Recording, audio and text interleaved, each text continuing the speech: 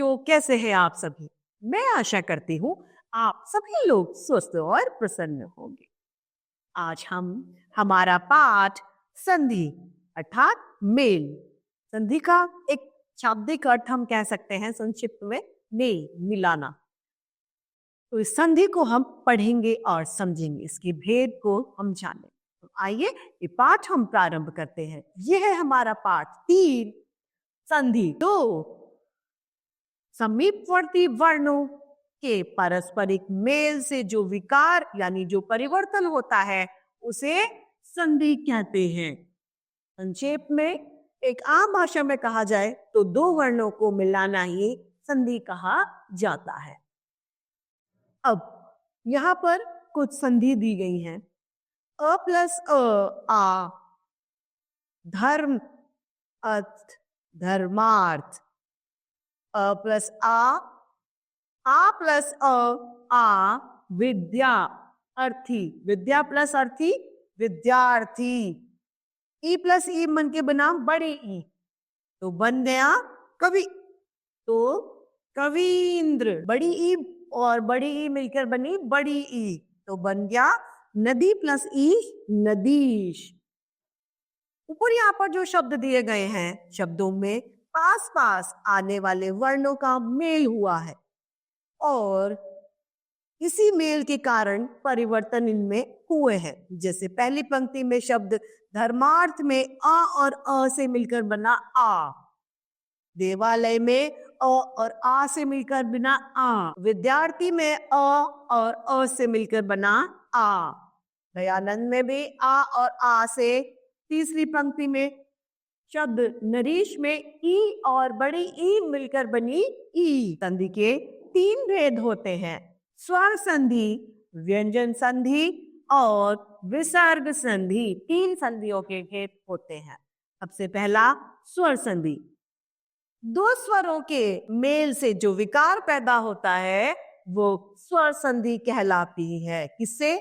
दो स्वरों के मेल से जो विकार पैदा होता है उसे स्वर संधि कहते हैं। स्वर संधि के निम्नलिखित 5 भेद हैं। अब स्वर संधि के ही 5 भेद है। उसमें सबसे पहला है दीर्घ संधि। अ और आ, तो आ बन गया देवा, देव प्लस अंत तो देवांत। अ प्लस आ, इसमें सब बड़े बड़े बनते हैं, जैसे बड़ा आ, बड़ी ई, बड़ी ऊ इत्यादि। तो दया प्लस आनंद, दयानंद। कवि प्लस ईश्वर, कवीश्वर। अभि प्लस इष्ट, अभीष्ट। धर्म प्लस अर्थ, धर्मार्थ। हिम प्लस आलय, हिमालय। श्रद्धा प्लस आनंद, श्रद्धानंद। गिरि प्लस इंद्र, गिरीन्द्र। गिरि प्लस ईश, गिरीश। इस दीर्घ संधि के उदाहरण है। अब आती है गुण संधि। सबसे पहले कौन सी हुई? दीर्घ संधि।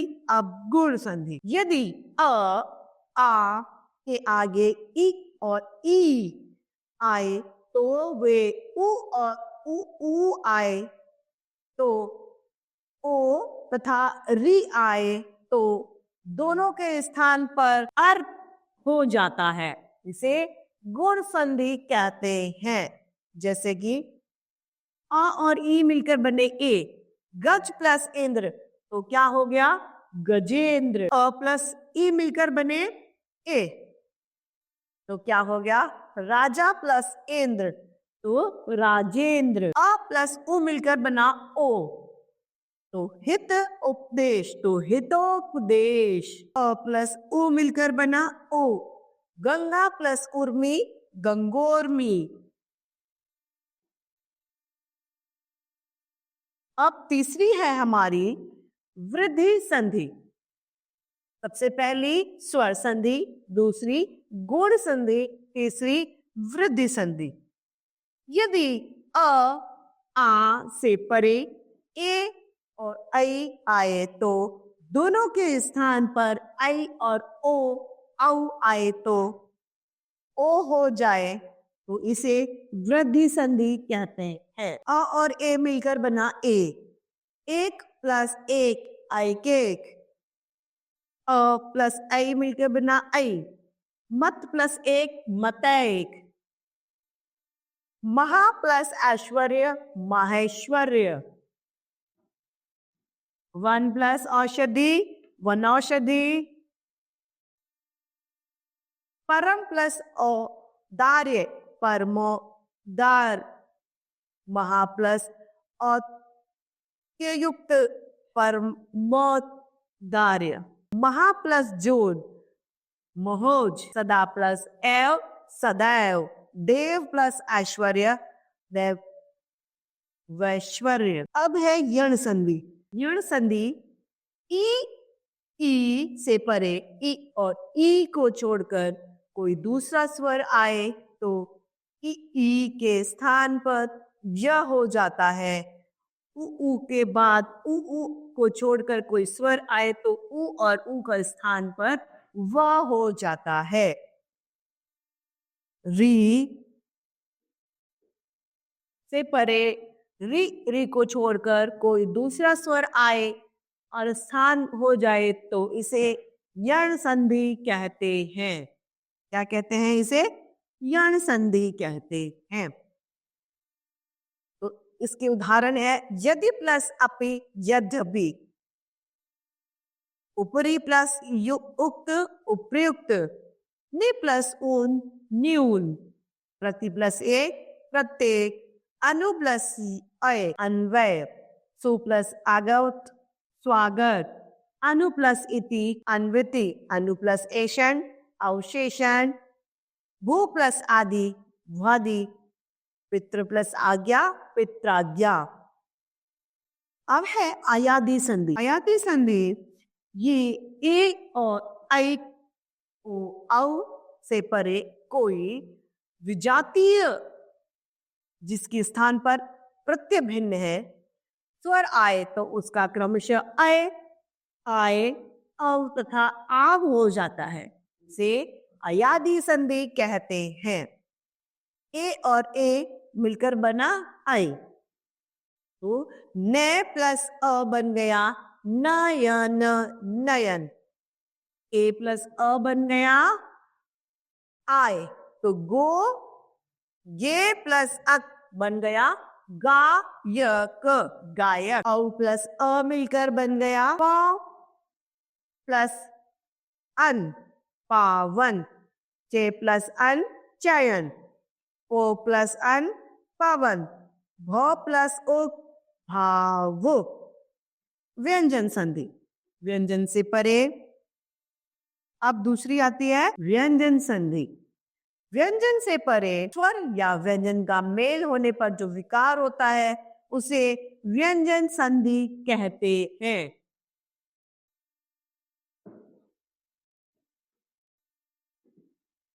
व्यंजन संधि के नियम निम्नलिखित हैं।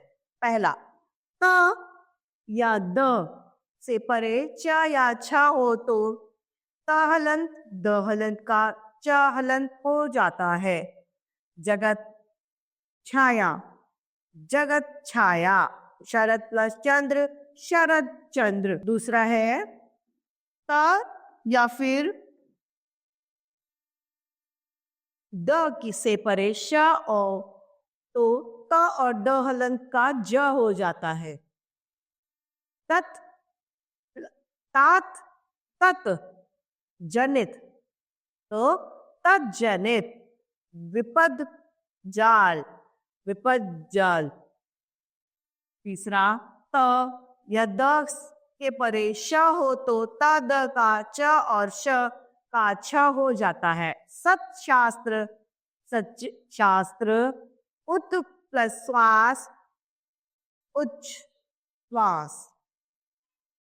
त के परे ल हो तो त का भी ल हो जाता है। भगवत प्लस लीन भगव लीन, उत प्लस लेख उल्लेख। छठा है त से परे यदि कोई स्वर हो या ग घ द ध प फ ब भ म व कोई भी वर्ण आए तो त का द हो जाता है। सत प्लस बुद्धि सद्बुद्धि, तत् प्लस दान तद्दान, तत् प्लस रूप तद्रूप, तत् प्लस गति सद्गति, जगत प्लस ईश जगदीश, भगवान प्लस भक्ति भगवान भक्ति, उत प्लस घातक उद्घाटक। सातवां है क च ट तथा प से परे कोई स्वर या वर्ग के तीसरे चौथे वर्ण या य र व आए तो वर्ण के प्रथम अक्षर के स्थान पर ग च का ज, टू का ई, त का द तथा श का ब हो जाता है। अच अंत तो अजंत, वाक प्लस दान वाग्यदान, दक प्लस दर्शन दिग्दर्शन, वाक प्लस ईश वागीश, दिग प्लस गज दिग्गज और दिग प्लस अंबर दिगंबर। अगला है किसी वर्ग के प्रथम द्वितीय मेल के किसी अनुनासिक से हो तो उसके स्थान पर उसी वर्ग का पांचवा वर्ण भी आ जाता है।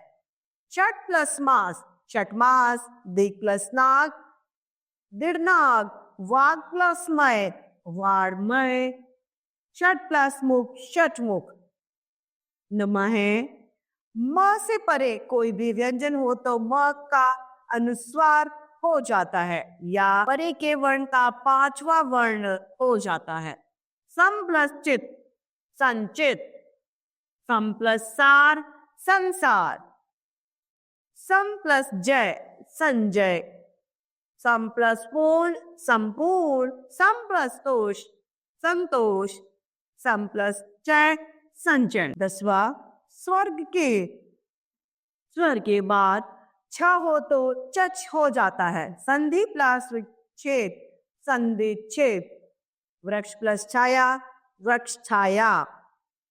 11वां री र और श के बाद न कारणा हो जाता है, चाहे किसी मध्य क वर्ग प वर्ग के अनुसार ह व स क्यों ना हो।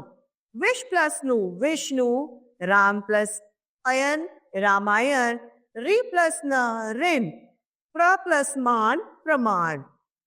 12वां यदि अ आ को छोड़कर किसी स्वर के बाद स हो तो उसका श हो जाता है। नि प्लस सिद्ध निषेध, नि प्लस सम वि प्लस सम विषम। अब आती है हमारी विसर्ग संधि। विसर्गों का स्वर या व्यंजनों का साथ मेल हो जाने से उत्पन्न विकार को विसर्ग संधि कहते हैं। अध प्लस गति अधोगति, मन प्लस रथ मनोरथ, तपा प्लस बल तपोबल, यश प्लस दा यशोदा।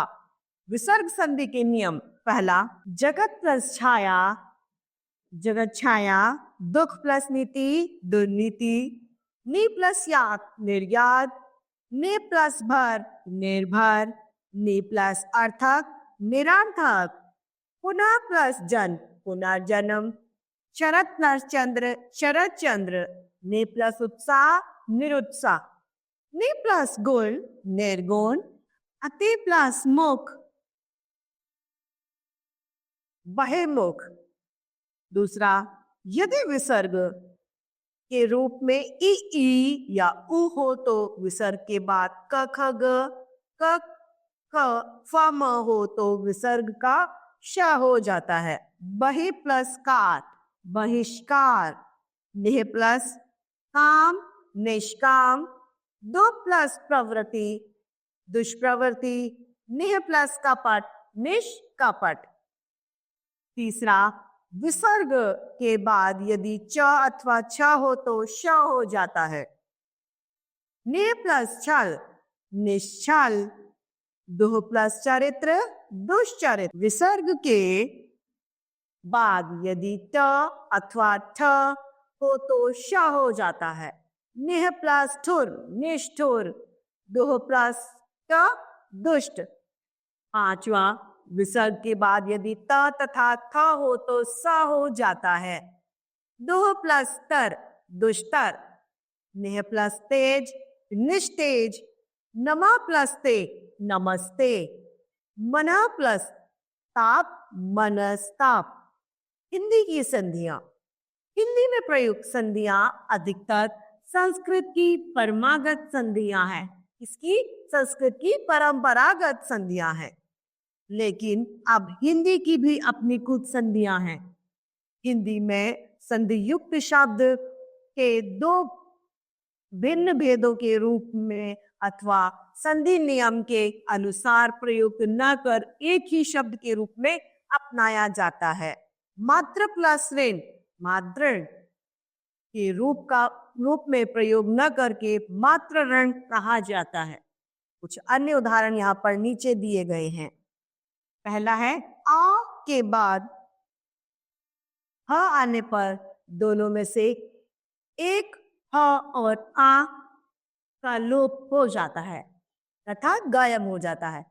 कहाँ प्लस ही तो कहीं, यहाँ प्लस ही यहीं, वहां प्लस ही वहीं। दूसरा अल्पप्राण के ह आने पर महाप्राण।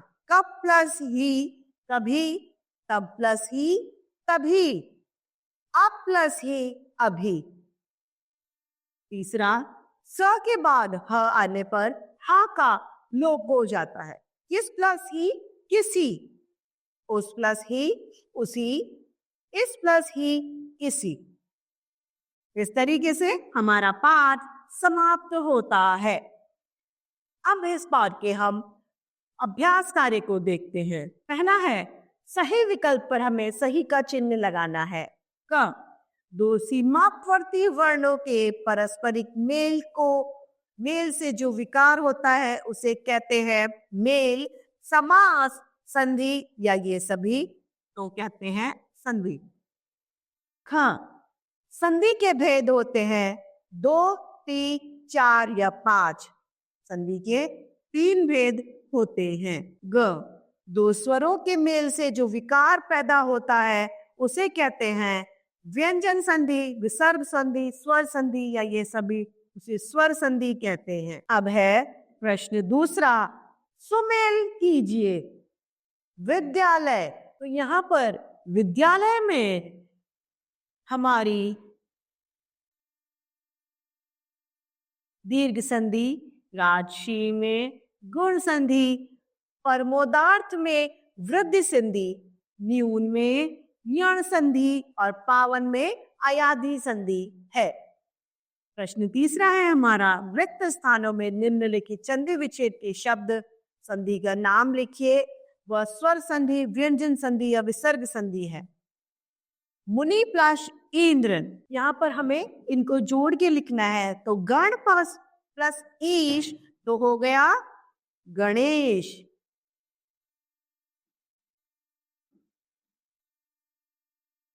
गणेश में हमारी गुण संधि है।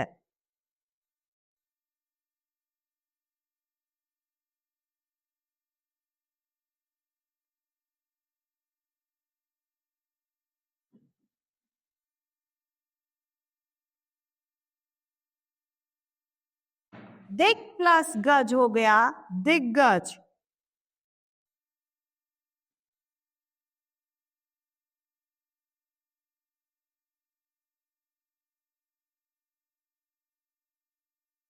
स्व प्लस अधीन हो गया स्वाधीन।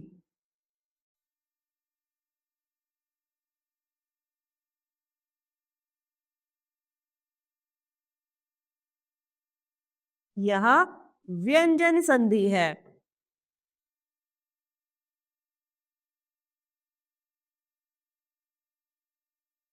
मुनि प्लस इंद्र हो गया मुनीन्द्र।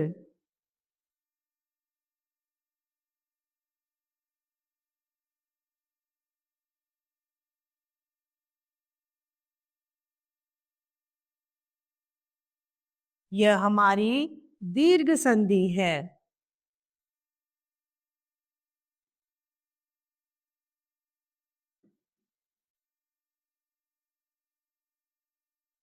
अब प्रश्न चौथा, निम्नलिखित प्रश्नों के उत्तर दीजिए।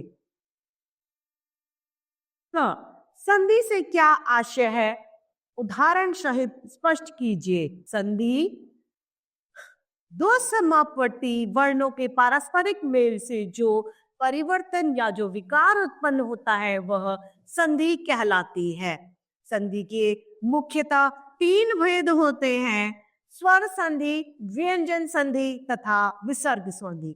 संधि का भेद 3 भेदों में बांटा गया है और संधि का उदाहरण है धर्म प्लस अर्थ, धर्मार्थ, देव प्लस आलय, देवालय इत्यादि संधि के एक उदाहरण है। प्रश्न दूसरा, संधि के भेद लिखिए। स्वर संधि किसे कहते हैं? संधि के 3 भेद होते हैं: स्वर संधि, व्यंजन संधि और विसर्ग संधि। स्वर संधि जब 2 स्वरों का परस्पर मेल होता है और जो परिवर्तन उत्पन्न होते हैं वे स्वर संधि कहलाती है। उदाहरण के लिए स्वर संधि के भी 5 भेद होते हैं: दीर्घ संधि, गुण संधि, अयादि संधि, वृद्धि संधि और यण संधि। ये स्वर संधि के 5 भेद होते हैं। प्रश्न ग, गुण संधि से आप क्या समझते हैं? तो गुण संधि जो है वह स्वर संधि का एक भेद है। इस संधि के अंतर्गत यदि आ के आगे ई और ई आए तो ए, ऊ आए तो तथा री आए तो दोनों के स्थान पर उ अर हो जाता है। इसे गुण संधि कहते हैं। गुण संधि का उदाहरण है आ प्लस ई बन जाता है ए, जैसे राजा प्लस इंद्र, राजेंद्र, सूर्य प्लस उदय, सूर्योदय, गंगा प्लस उर्मी, गंगोर्मी इत्यादि। प्रश्न घ, यण संधि से क्या आशय है? उदाहरण सहित बताइए। यण संधि स्वर संधि का ही एक भेद है। यण संधि के अंतर्गत ई से परे ई को छोड़कर कोई दूसरा स्वर आएगा तो ई के स्थान पर य हो जाता है। ऊ के स्थान ऊ के बाद में ऊ को छोड़कर कोई स्वर आए तो ऊ के जगह पर वह हो जाता है। इसमें री से परे री छोड़कर कोई दूसरा स्वर आ जाए तो री के स्थान पर र हो जाता है। इसे यण संधि कहते हैं। उदाहरण के लिए यदि प्लस अपि तो यद्यपि, वि प्लस आप्त व्याप्त, प्रति प्लस एक प्रत्येक और सु प्लस आगत स्वागत इसके यण संधि के उदाहरण। तो इस तरीके से हमारा यह पाठ संधि समाप्त होता है। मैं आशा करती हूँ आप सभी लोगों को यह पाठ भली भांति रूप से समझ में आया होगा। तो आज के लिए इतना ही, फिर मिलते हैं। धन्यवाद।